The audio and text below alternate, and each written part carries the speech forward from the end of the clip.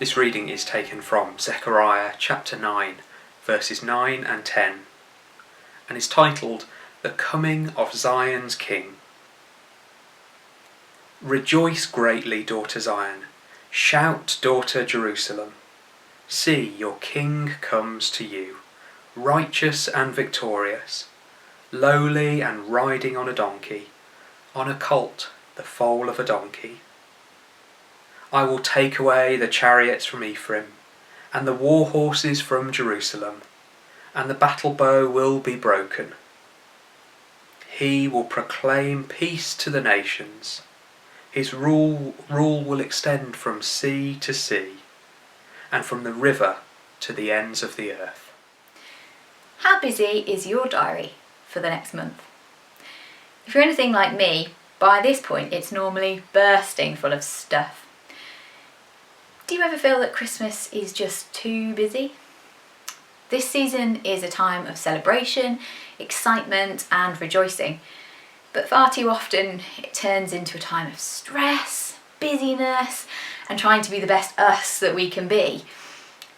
The card writing, the present buying, the food preparation, organising those yearly gatherings with family and friends that always have to happen at Christmas. We might have children's nativity plays to attend or prepare for. We might have Christmas rehearsals or concerts. The list just goes on. And by the time we get to Christmas Day, we're exhausted by the preparations and have not had time to dwell in and appreciate the real reason for the celebration. When I was younger, I used to feel that being busy at Christmas was what I needed. I needed to be involved in as many Christmassy activities as possible, as this would be what would make Christmas feel special and feel like Christmas. But I was wrong. I do still like to participate, but I've realised more and more over the past few years that what I really need at Christmas is peace, to slow down and experience a renewed sense of the joy and significance that the birth of Jesus brings. To do less things, to be less busy, is not a bad thing.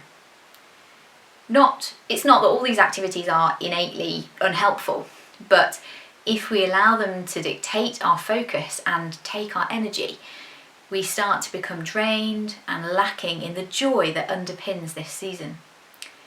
What I thought I needed was not what I really needed.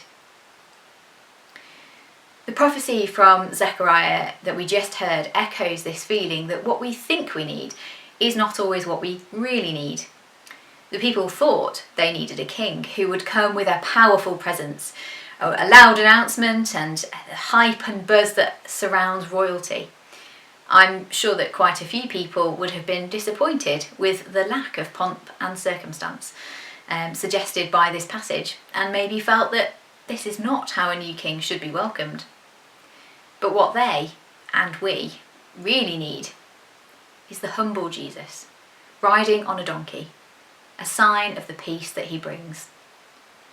It's not how we envisage a king, and the word lowly creates a feeling that maybe Jesus was not important. However, the passage tells us that this king would be righteous and victorious, and yet humble. The chariots, the war horses, and the battle bow will be broken and will be taken away, much like our multiple Christmas responsibilities this year. This king's rule will be based on a peace that only Jesus Christ can bring. This is what the world really needs.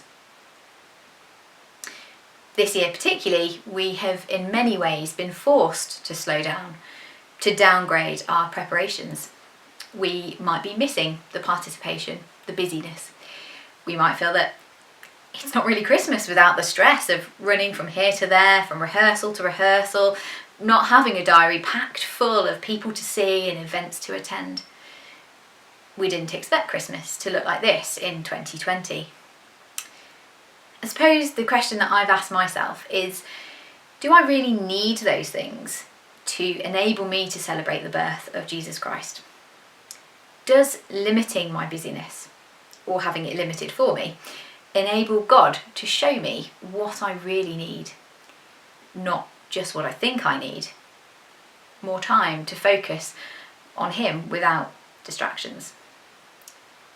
Is there maybe a gift in this year of empty diaries of the unexpected peace of King Jesus?